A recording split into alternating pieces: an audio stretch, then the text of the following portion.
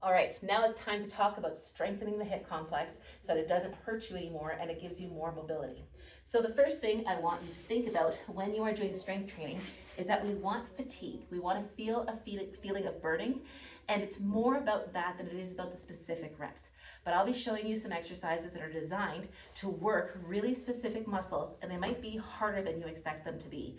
But you won't need any equipment for them, just your own body weight. So the first one we're going to do is legs extended up in front of us, and we're just going to take one leg at a time, lift the heel off the ground, and tap it out, and then tap it back in. We're talking about 4 or 5 inches here. You don't have to go very far with it. We're just working on the neuromuscular control, so the brain's ability to talk to your body in this position, and it's going to feel more challenging than you expect it to. So usually about 8 on each side is enough to really give you that feeling of hard work. So we're going to change to the other side, tap and tap.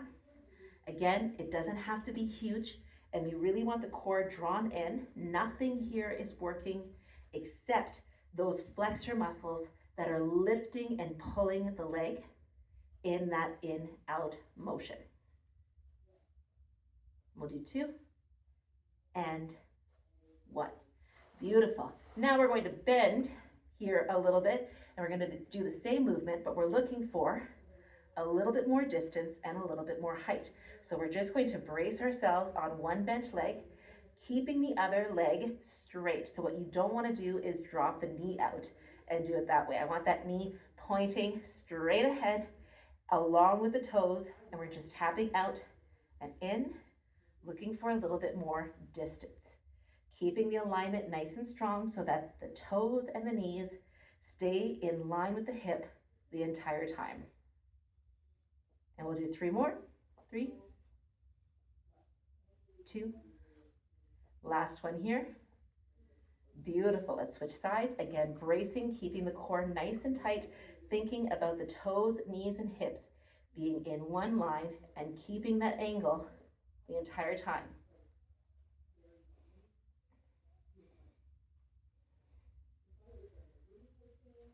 And again, this is one of those that might surprise you in how challenging it feels. So if 4 or 5 feels like enough, that gets to be okay. Try to work evenly on both sides, choosing the amount of repetitions that is most appropriate to the weaker side of your body, because we don't want to be training the already strong side and making it stronger while the weaker side is still trying to catch up, okay?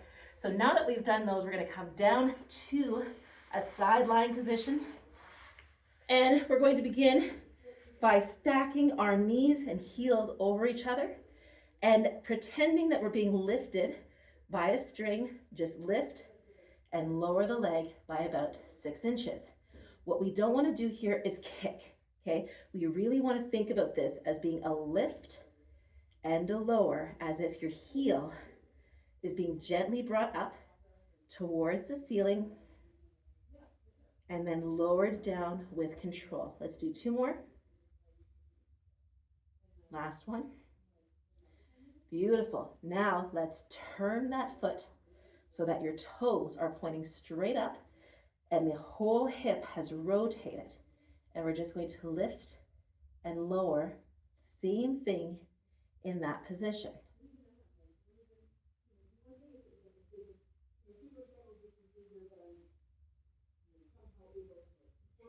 And again, thinking about the lift and lower. And for most people, those 2 will be easier than the third one I'm going to show you, which is rotating inward, lifting from the heel with the toe pointing down. Okay, so now the toe is pointing down. We're still lifting with that string. And if this feels too challenging, just bend your knee a little bit. Remember, we never want to straighten out the joint so much that it feels locked or overextended. Okay, so keep softness in the joint even when we straighten them out. And we'll do 1 more here. Lift and lower. Good. Shake that out. Let's do it on the other side. So same thing, lying on the side, beginning straight with the toes pointing right ahead of you, And we're just coming up and down for 8.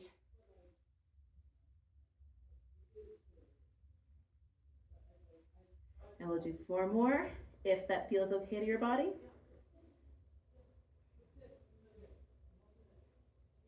And last one before we turn that toe up. Knee follows the toe, so the hip has rotated upwards. We're coming up and down. Now this might feel challenging and tight, and you might be surprised at how it feels different on one side of the body versus the other. 2 more, and 1. Take a break. Beautiful. Shake that out. We're now taking the toe down, leading with the heel. Again, going for 8.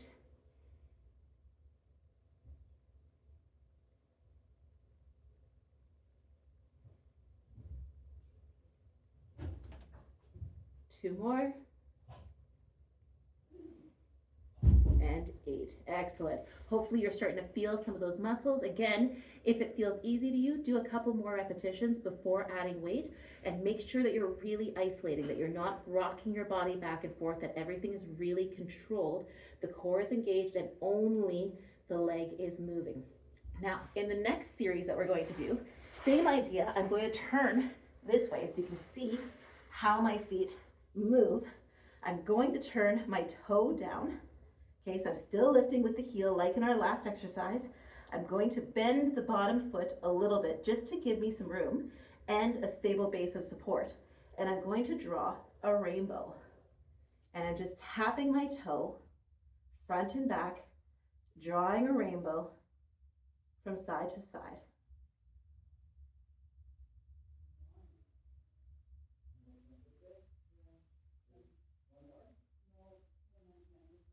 Two more here, front and back.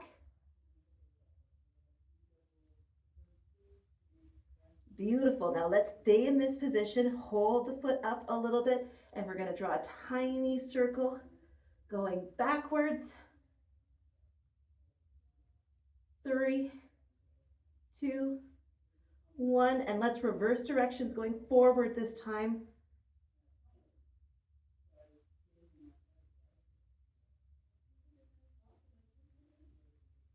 Last one here. Good. If you feel that burn, then you're doing it right. And we're going to take it to a clamshell. Now, a lot of people think that the purpose of clamshell is to really open up. And what winds up happening is that we roll the hip as we do it. So I want you to think about shifting your body weight forward, holding the hip to keep it neutral. And we're just going to move the leg in that clamshell position. It's small, okay? For most of us, we don't have a lot of strength in this area, and we don't have a lot of range of motion. So we wind up having to cheat and use other muscles to do the work, which is why sometimes we don't understand why clamshells are always prescribed when they don't do anything for us, because we're actually not doing them properly. So little bitty movements here, controlling that, keeping it nice and isolated into the hip. Beautiful. Let's switch sides for our last round. So same thing here, bending the bottom leg a little bit to give you some space, turning the toe down, bringing it slightly in front of the body, and we're going to draw a rainbow behind the body.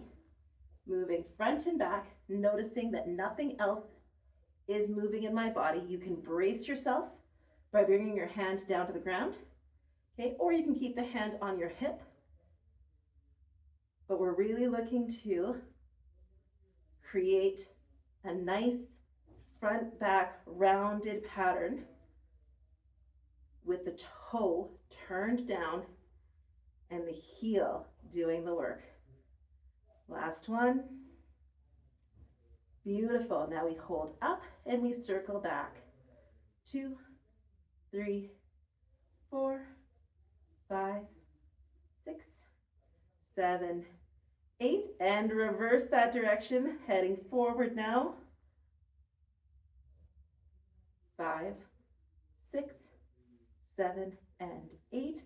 bring it in for clamshell, again, pushing the hips slightly forward so that it's isolated as you lift and lower, and really thinking about keeping the body stacked, the feet stacked. The work here should be in the inside and outside of the thigh, and you should be feeling this as much as a stretch as you do as a strengthening exercise.